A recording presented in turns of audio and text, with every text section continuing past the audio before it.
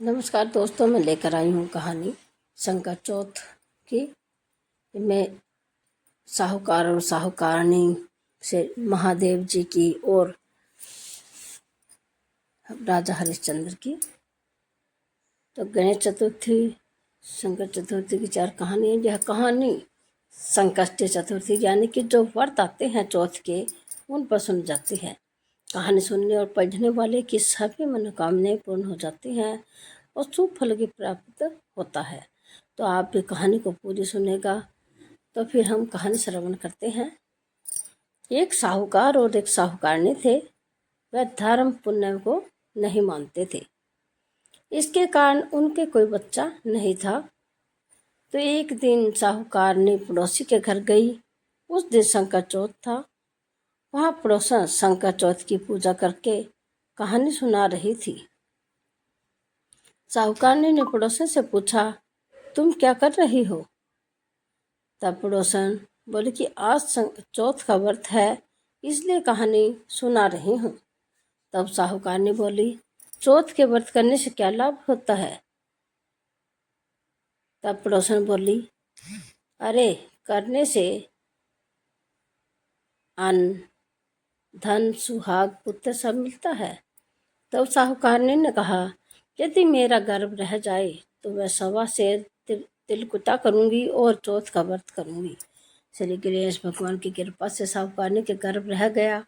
तो वह बोली कि मेरा लड़का हो जाए तो 2.5 सेर तिलकुटा लग करूंगी। कुछ दिन बाद उसके लड़का हो गया तो वह बोली कि हे चौथ भगवान, मेरे बेटे का विवाह हो जाए तो 5.25 सेर का तिलकुट करूंगी। कुछ वर्षों बाद उसके बेटे का विवाह तय हो गया। उसका बेटा विवाह करने चला गया, लेकिन उस साहूकार ने तिलकुट नहीं किया। इस कारण से चौथ देव क्रोधित हो गए और उन्होंने फेरे से उसके बेटे को उठाकर पीपल के पेड़ पर बिठा दिया। सब युवक को खोदने लगे, पर वो वहीं नहीं था। हताश होकर सारे लोग अपने अपने घर को लौट गए। इधर जिस लड़की ने साहूकारनी के लड़के का विवाह होने वाला था, वह अपनी सहेली के साथ घनघोर पूजने के लिए जंगल में दूब लेने गई। तभी रास्ते में पीपल के पेड़ से आवाज आई, ओ मेरी अर्धब्याही। यह बात सुनकर जब लड़की घर आई, उसके बाद वह धीरे धीरे सूख कर कांटा होने लगी। एक दिन लड़की की माँ ने कहा, मैं तुम्हें अच्छा खिलाती हूँ, अच्छा पहनाती हूँ, फिर भी तू सूखती जा रही है, ऐसा क्यों? तब लड़की अपनी माँ से बोली कि वह जब भी दूब लेने जंगल जाती है तो पीपल के पेड़ से एक आदमी बोलता है कि वो मेरी अर्धब्याही, उसने मेहंदी लगा रखी है और सेहरा भी बांध रखा है। तब उसकी माँ ने पीपल के पेड़ के पास जाकर देखा, यह तो उसका जमाई ही है। तब उसकी माँ ने जमाई से कहा, यहाँ क्यों बैठे हैं? मेरी बेटी तो अर्धब्याही कर दी, और अब क्या लोगे?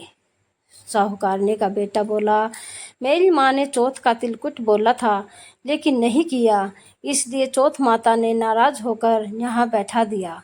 यह सुनकर उस लड़की की माँ साहूकारनी के घर गई और उससे पूछा कि तुमने संकट चौथ का कुछ बोला है क्या? तब साहूकारनी बोली, तिलकुट बोला था। उसके बाद साहूकारनी बोली, मेरा बेटा घर आ जाए तो 2.5 मन का तिलकुट करूँगी। इससे श्री गणेश भगवान प्रसन्न हो गए और उसके बेटे को फेरे में लाकर बैठा दिया। बेटे का विवाह धूमधाम से हो गया। तब साहूकारनी के बेटा एवं बहू घर आ गई। तब साहूकारनी ने 2.5 मन तिलकुट किया और बोली, हे चौथ देव, आपके आशीर्वाद से मेरे बेटा बहू घर आए हैं, जिससे मैं हमेशा तिलकुट करके व्रत करूँगी। जिसके बाद सारे नगर वासियों ने तिलकुट के साथ संकट व्रत प्रारंभ कर दिया।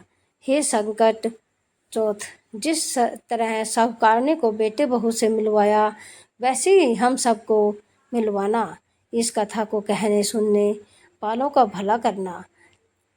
बोलो संकट चौथ की जय। श्री गणेश देव की जय। दूसरी कहानी संकट चौथ पौराणिक व्रत कथा है राजा हरिश्चंद्र की। तो कहते हैं, सतयुग में राजा हरिश्चंद्र के राज्य में एक कुम्हार था। एक बार तमाम कोशिशों के बावजूद जब उसके बर्तन कच्चे रह जा रहे थे तो उसने यह बात एक पुजारी को बताई। उस पर पुजारी ने बताया कि किसी छोटे बच्चे की बलि से ही यह समस्या दूर हो जाएगी। इसके बाद उस कुम्हार ने एक बच्चे को पकड़कर आवन में डाल दिया। वह संकट चौथ का दिन था। काफ़ी खोजने के बाद भी जब उसकी माँ को उसका बेटा नहीं मिला तो उसने गणेश जी के समक्ष सच्चे मन से प्रार्थना की। उधर जब कुम्हार ने सुबह उठकर देखा तो आवा में उसके बर्तन तो पक गए, लेकिन बच्चा भी सुरक्षित था। इस घटना के बाद कुम्हार डर गया और राजा के समक्ष पहुंच पूरी कहानी बताई। इसके पश्चात राजा ने बच्चे और उसकी माँ को बुलवाया तो माँ ने संकटों को दूर करने वाले संकट चौथ की महिमा का वर्णन किया। तभी से महिलाएं अपने संतान और परिवार के सौभाग्य और लंबी आयु के लिए व्रत को करने लगी। तीसरी कहानी मंत्र है वक्रतुंड महाकाय गणेश मंत्र। किसी भी प्रकार के कार्य प्रारंभ करने के पूर्व श्री गणेश जी के स्मरण इस मंत्र के साथ अवश्य करना चाहिए। आपके शुभ कार्य निश्चित ही सिद्ध होंगे।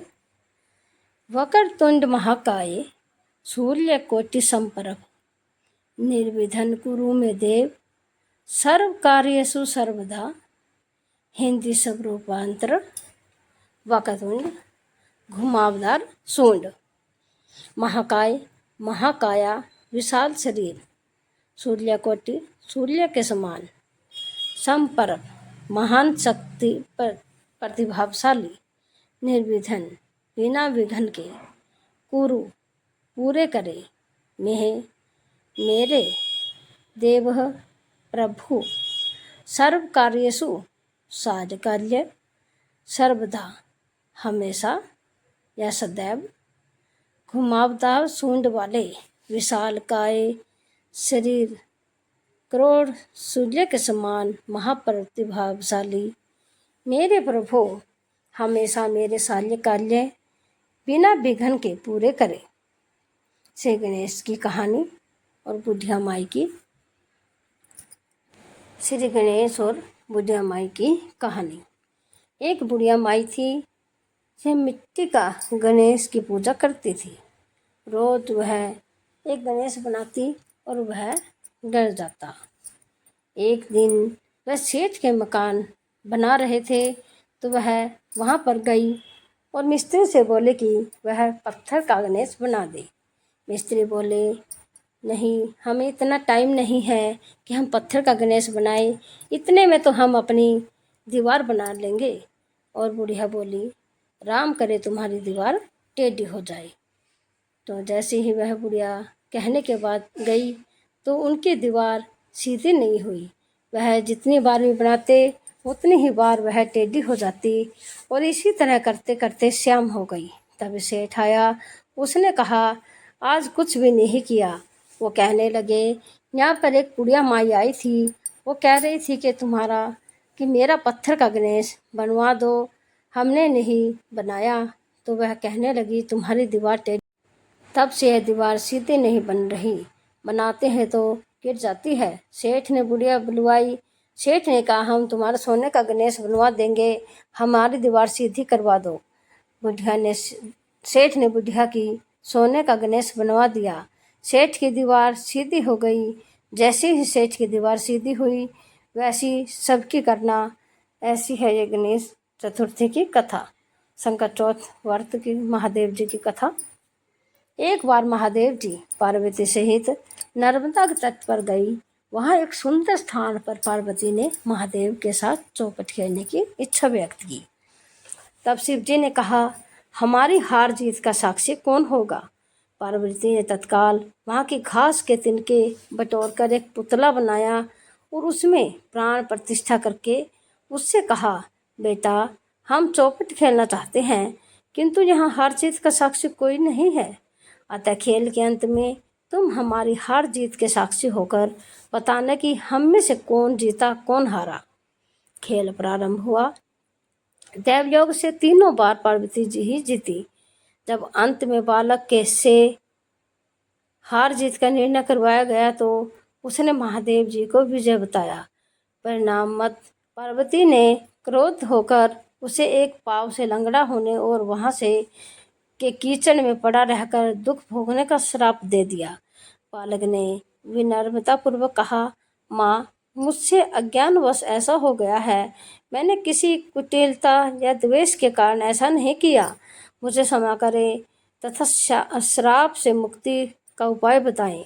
तब ममता रूपी माँ को उस पर दया आ गई और वे बोली, यहाँ नाग कन्याएं गणेश पूजन करने आएंगी।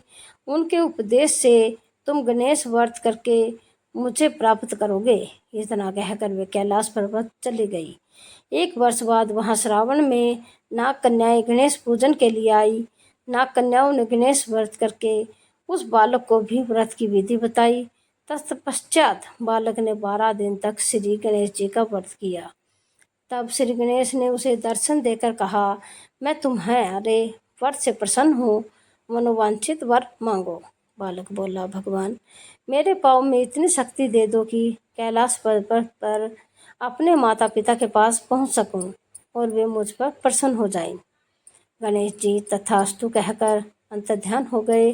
बालक भगवान शिव के चरणों में पहुँच गया। शिव जी ने उससे कहा, वहां तक पहुँचने के साधन के बारे में पूछा। तब बालक ने सारी कथा शिव जी को सुना दी। उधर उसी दिन से प्रसन्न होकर पार्वती शिव जी से भी विमुख हो गई थी। तदुपरांत भगवान शंकर ने भी बालक की तरह 21 दिन प्रयत्न श्री गणेश का व्रत किया, जिसके प्रभाव से पार्वती के मन में स्वयं महादेव जी से मिलने की इच्छा जागृत हुई।